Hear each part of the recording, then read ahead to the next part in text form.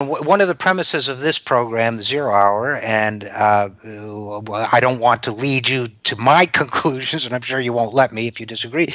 But one of the conclusions of this program is that events don't happen in a vacuum. That whether it's Boko Haram or other phenomena in other countries, there are sources that, without excusing the moral horror of their actions, that these kinds of groups breed in certain circumstances, one of which is repressive regimes and lack of economic opportunity.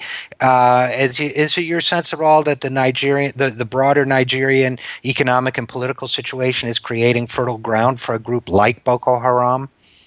Well, I think that you've actually hit on a really interesting point.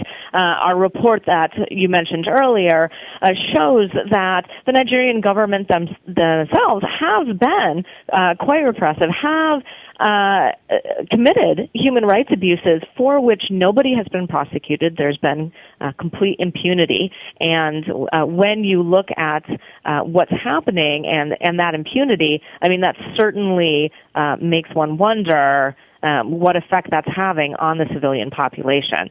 So obviously, in addition to this particular situation where we very much want to see the over 200 girls freed, we are also obviously asking the Nigerian government to adhere to international human rights law and standards. Impunity for human rights violations should never be allowed.